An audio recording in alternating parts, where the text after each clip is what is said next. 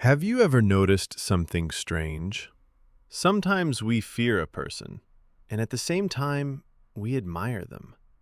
Remember Hannibal Lecter from The Silence of the Lambs?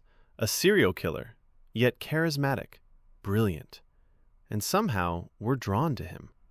Why? Medieval Jews saw the church in much the same way. Like Clarice Starling looking at Lecter, and like Jacob looking at his brother Esau. So what was stronger, fear or admiration? And why did Jews perceive Christian love as a threat? Here's a typical Jewish story. A rabbi had a son, a stubborn one, didn't want to study. The Talmud was impossible for him. Nothing helped. So the rabbi took drastic action. He sent his son to a priest for re-education. A week later, he came to check on him. "How's my boy? Doing anything at all?" The priest comes out, smiling ear to ear. "Your son is amazing, so polite, so diligent, truly exceptional." The rabbi's son whispers, "Dad, take me away. I'm scared." "Were you beaten?" "Worse. The very first day, the priest brought me to the church, and there was a Jew on a cross, nailed, and I knew, these guys don't joke around." It's a joke, but it reveals something real. When Jews see the cross, they don't see theology, they see a Jew being executed. And then the mind shuts down. Only emotions remain. If you want to understand interfaith dialogue, this is important to know. Yet beauty doesn't reason. Art, music, that's Christianity for Jews. Bach, a divine spark of emotion, energy off the charts. In Kabbalah, they speak of sparks. The idea is that if you lack them, you can borrow from those who have. Jews understand their own imperfection. In that sense, Esau has lessons to teach. Christianity for Jews is a mirror, an illegal mirror, divine spirit packed in a non-kosher form, and it shows what you don't have, but wish you did. According to Christian tradition, the church is the new Israel, a grafted olive. According to Jewish tradition, the church is Esau, the one who was supposed to be the elder Israel, but didn't make it. When you have interfaith dialogue, always understand who you're speaking to.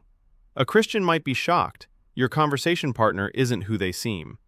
Heard the stereotype that Jews are survival masters, able to adapt to anything?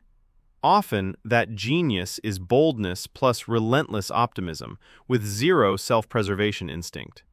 Remember Jacob working 25 years for his father-in-law? Meanwhile, Esau would have settled in 5 minutes. In this sense, the Jewish people are proof of God. Evolution couldn't produce them otherwise. Among Christians today, there's a widespread idea that Jews hold a grudge over medieval persecution and discrimination. In other words, over the past couple of thousand years. In reality, the grudge is far older and far stronger. A grudge for not being helped in the hardest moments of life. Here's an example. Jacob had to raise 12 sons on his own, with 4 women. Of these 4 women, God had planned to give 3 to Esau. The result? Jacob, by some twist of fate, turned out to be monogamous.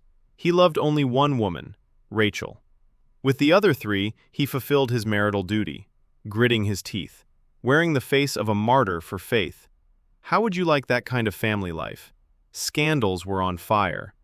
"Oh, brother, where are you? Why should I sleep with your wives?" In principle, Esau was defending his brother. But there are nuances. Remember St. Augustine's doctrine about Jews? Let them be humiliated, but preserve them. This literally saved European Jewry. Heretics? Less fortunate. The Inquisition? Jews were persecuted only if baptized. Esau is not simple. Imagine him not as a distant biblical figure, but as a live Hannibal Lecter, the whole family pacifist. Pacifists need one thing, someone to wield the sword, to do the dirty work, without complaints. Esau embraced cruelty. Violence became an art form. So Jews and Christians have been in conflict longer than 2,000 years. Yet Torah forbids condemning Esau. His mission was harder than Jacob's. When Jacob finally received the elder blessing, Esau cried. Each tear brought Esau's descendants power over Israel. Reconciliation was possible. After selling the birthright? Sure. But it didn't happen. Picture this. Esau prepares to meet Jacob, forgives him, mostly. He comes with honor guards, hundreds of horsemen. And then a herd of goats comes toward him, a gift from his brother Jacob with apologies for the offense. Esau smiles indulgently. Then a crowd of servants arrives with more gifts from Jacob. Well, it's clear. Little brother is poor. Next come the children and wives, also asking forgiveness for the lentils. Esau is already losing his temper. He doesn't know what he'll do, hug his brother or tear his head off. And then Jacob appears. He crawls on his knees behind everyone. Esau is red with shame from such humiliation. He doesn't want to dirty his sword. Esau wanted to bite him in the neck, to draw blood.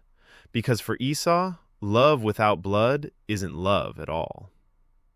And then a miracle happens.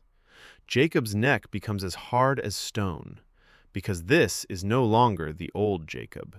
This is Israel. Esau cries at this. "Brother, I see you've really toughened up." In Jewish tradition, Esau isn't really capable of having a normal conversation with Jacob. But he likes Israel, because you could break your teeth on him.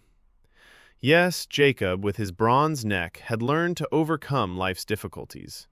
But how was he with negotiations and common sense? Alas. Remember the job that should have taken 5 minutes but took Jacob 25 years? There's a spicy side note about that connected to Martin Luther, the founder of the Reformation. At first, he treated the Jews very well. No wonder. He removed all statues and paintings from the churches. Naturally, Jews would immediately convert to Christianity, proving Luther right in his struggle with the Catholic Church. Or not? Exactly. The Jews decided to stay neutral. Their reasoning was logical. While Catholics and Protestants argue over who teaches the proper way to turn the other cheek and whose faith is correct, the Jews could relax a bit. But with Esau, that doesn't work. He's principled. You have to be either for or against, or else you'll get hit from all sides. The rabbis decided to politely refuse Luther, saying something like, "Sorry, but we aren't ready to convert to Christianity yet." What did Luther hear? "We don't like the Pope and the Catholic Church." True. But the Pope understands us and doesn't ask you to change your faith. But who are you anyway? They meant well, but it turned out as always. Luther took offense, broke from St. Augustine's doctrine, and instead of humiliation, offered something worse. And the rabbis weren't lying. Luther's complaints about the Pope didn't impress them. Indulgences? Good idea, but the execution needs work. The Pope sleeps with women and fathers children? Then he's fulfilling the commandment, be fruitful and multiply. The Pope is a colorful figure. You can feel it even at the level of jokes. But tell me, why provoke him? Witches are burning at the stake. Heretics are interrogated with zeal. And the Jews, instead of keeping quiet, draw attention to themselves. Remember what I said about the complete lack of a survival instinct? Their audacity and optimism are off the charts. Once, the Roman Jews had a special problem. They couldn't print the Talmud.